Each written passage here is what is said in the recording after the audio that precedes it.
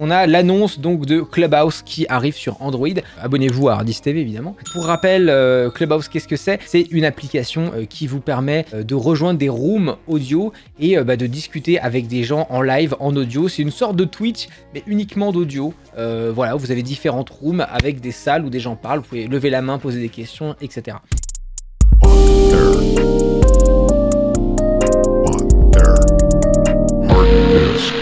Ils viennent d'arriver sur Android.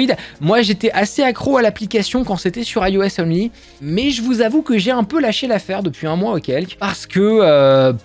il n'y a plus rien. En fait, c'est que l'application s'est vidée de son contenu. Il y avait vraiment des rooms intéressantes. Ça m'a permis de faire des belles rencontres, notamment Defund Intelligence, qui est actuellement dans le chat, qui est quelqu'un vraiment que j'apprécie beaucoup. Ça fait très peu de temps qu'on se connaît, mais il me fait beaucoup rigoler et c'est un gars qui est très passionnant. Il a des connaissances dans un milieu que je trouve passionnant. Et on s'est rencontrés sur Clubhouse. Et voilà, donc c'est cool. Et il y a 2-3 personnes comme ça que j'ai vraiment bien apprécié. Et voilà quoi, qu'est-ce que j'allais vous dire? Et ça s'est vidé. Il n'y a plus de contenu. Avant, il y avait des rooms à peu près toute la journée et surtout le soir sur plein de sujets. Maintenant, il se passe plus grand chose, plein de gens sont partis et j'ai peur en fait que l'arrivée sur Android ne règle pas le problème, tout simplement parce qu'en fait, Android est une plateforme qui est beaucoup plus populaire que iOS. Il y a beaucoup plus d'appareils Android qui existent que d'appareils iOS. Et donc pour moi, ça va populariser l'application dans le sens, ça va le populariser de manière mainstream. Les gens vont s'en servir pour faire des rooms du quotidien.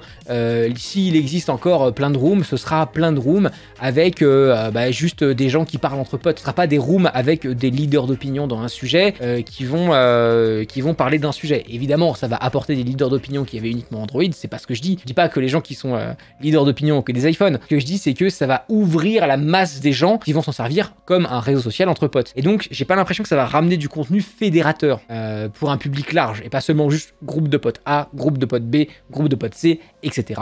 etc. Et j'aurais aimé avoir votre avis là-dessus. Pour vous dire, Clubhouse essaye un petit peu d'avancer. Ils ont mis en place un créateur programme qui va financer à coût de 5 000 $ par émission les gens qui veulent faire des émissions uniquement sur Clubhouse. Donc c'est intéressant. C'est un petit peu ce qu'avait fait Mixer avec le streaming, mais en un petit peu mieux fait. Là, ils vont pas juste acheter un ou deux créateurs, ils vont sponsoriser plein de petits créateurs. Et d'ailleurs, vraiment, leur approche est intéressante parce qu'ils ont financé des gens qui sont pas connus, qui aujourd'hui n'avaient pas d'émission et qui avaient une idée, qui ont envoyé un pilote et que ça leur a plu.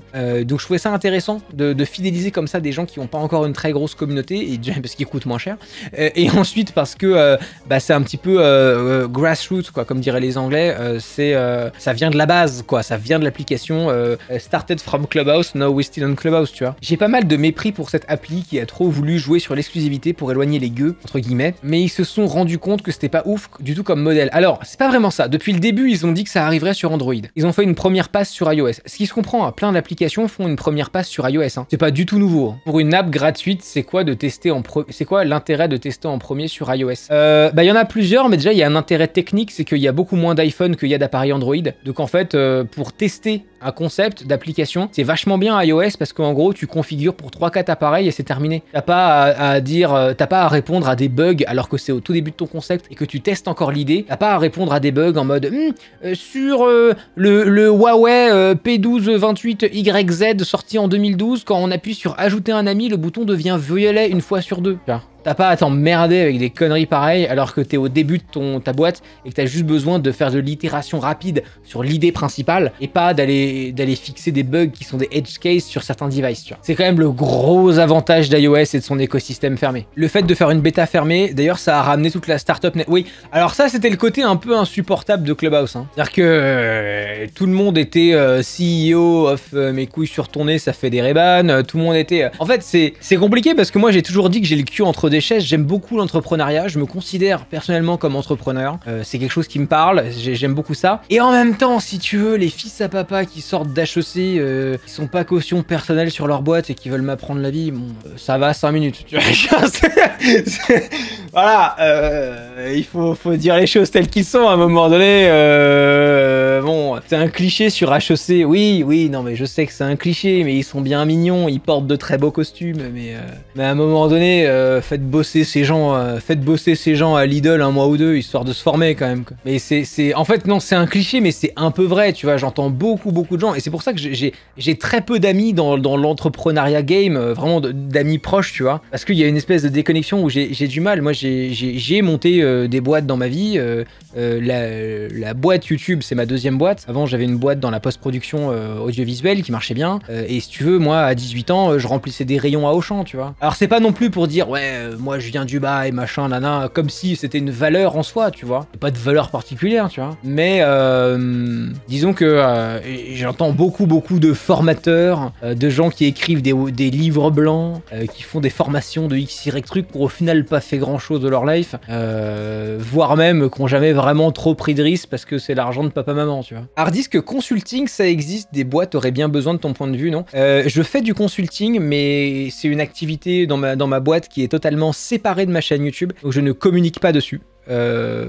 Déjà parce que j'ai pas envie, parce que c'est pas les mêmes publics. Je pense qu'il y a personne dans ma communauté qui est dans le genre de personnes à qui je parle en consulting, genre des décideurs de multinationales, des gens comme ça, c'est pas les mêmes publics du tout. C'est pas grave, hein, c'est pas, voilà, mais ça sert à rien que j'en fasse la pub sur mon Twitter par exemple, ça n'a aucun intérêt, c'est pas là où sont ces gens, tu vois. Et ensuite parce que la plupart des boîtes avec lesquelles je travaille me font signer des contrats de non-divulgation où je n'ai même pas le droit de dire que je travaille avec eux. Donc en fait, j'ai même pas d'histoire rigolote à raconter, j'ai pas le droit. Donc, donc voilà, c'est... Voilà. Je pense que ça a aussi changé un peu. À HEC, c'est aussi des têtes qu'on fait prépa et passer les concours. C'est pas donné à tout le monde. Bah, si tu veux... Quand j'étais très jeune... Ah là, c'est une histoire que j'ai déjà racontée en stream il y a longtemps, mais elle était très drôle. Quand j'étais très jeune et que je commençais à faire des petites missions en production audiovisuelle, j'ai capté une soirée de remise de diplôme ou je sais pas quoi, de fin d'année de HEC Entrepreneur. C'est une école qui est censée t'apprendre l'entrepreneuriat. Bon, déjà, moi, le concept, je le trouve chelou de ouf. Pour moi, l'entrepreneuriat, ça s'apprend dans la rue plus qu'autre chose. Et vraiment, alors oui, tu peux avoir des cours pratiques de business international qui t'expliquent c'est quoi le ratchet, de machin. Hein. Moi aussi, j'ai les termes. Hein, voilà. Mais je pense que vraiment, l'entrepreneuriat, ça s'apprend dans la street, dans le sens où ça s'apprend à 4 h du matin à bosser sur tes idées parce que t'y crois, parce que machin, c'est pas un truc d'école pour moi. Mais, et donc, bref, j'étais là-bas, et sauf que j'étais là-bas en tant que technicien audiovisuel pour capter la soirée. J'avais engagé un réalisateur et moi j'étais responsable de ça pour capter la soirée. Et les gamins passent, enfin je dis les gamins, ils étaient plus vieux que moi, ils devaient avoir 25-26 ans quand j'en avais 20-21 maximum, tu vois. Et je trouvais ça mais lunaire. Ils avaient des idées qui étaient toutes les plus éclatées les unes que les autres. Il y en avait un, je me souviens, qui avait créé le Uber de la location de ski, tu vois. Et j'étais là genre, et en plus, en fait c'était devant un panel qui disait ah ok d'accord, et du coup est-ce que vous avez déjà des revenus et tout. Et le mec disait non, on n'a pas encore de clients, ça fait 1 an et demi qu'on a lancé la boîte et tout. Et j'étais là genre, et tu sais moi dans la pièce j'avais l'impression d'être le seul gars qui était vraiment entrepreneur dans cette histoire, tu vois. Et sauf que c'est moi je travaillais là. Et je pense que le mec qui servait les petits fours aux gens dans la soirée était beaucoup plus entrepreneur que tous les gens de cette promotion, tu vois. Et tu sais, moi j'étais là genre, mais en fait je suis caution, enfin c'est ma boîte en fait, enfoiré, genre. Qui peut se permettre de pas rentrer d'argent pendant 1 an et demi, sauf stratégie startup de growth pour aller après revendre et tout, mais là on n'est pas là-dedans. Et donc voilà, je trouvais ça lunaire et c'était une expérience qui m'a beaucoup appris en fait. Parce que voilà, tu vois, qu'est-ce que c'est vraiment que l'entrepreneuriat pour moi, entre machin, tu vois. Pour autant, je suis un fan d'innovation, de startup et tout, mais j'aime à penser quand même que je garde une espèce de cohérence de ce que c'est que la vie normale en fait, et les idées qui sont pas complètement lunaires de gens full déconnectés. Tu vois. Voilà, je pense que en fait la déconnexion m'énerve profondément. Je pense que c'est parce que j'ai jamais été déconnecté parce que je viens de pas beaucoup de thunes en vrai. Et je pense que c'est un truc qu'on a en commun avec les gens qui viennent de familles qui sont pas riches et qui réussissent dans leur vie. C'est que les trucs lunaires ça me fait marrer quoi. Je fais une option entrepreneuriat avec mon école d'ingénieur. On doit trouver une idée, monter le business plan, on visite des incubateurs, on discute avec des financeurs locaux. Et c'est ultra intéressant en vrai, on est clairement sur le terrain très souvent, c'est cool. Cool, tant mieux. C'est pas pour dire du mal des formations, il y a sûrement de très bonnes formations. Hein. En fait, je crois qu'on fait une généralité des 10-15 clowns en école de commerce sur les promos de 200-300 où t'as plein de gens super chauds et super intelligents. C'est possible. T'as sûrement tout à fait raison, Nilam TV. C'est peut-être eux qui donnent une image. C'est peut-être aussi le fait que l'école de commerce, c'est un peu devenu l'école par défaut. Genre quand tu sais pas trop ce que tu veux faire et que t'as envie d'avoir une vie la moins flinguée possible et choper des bons boulots à l'international, tu fais une école de commerce. Tu vois ce que je veux dire? C'est un peu devenu le truc par défaut, tu vois. Enfin voilà, écoutez, je trouvais ça intéressant.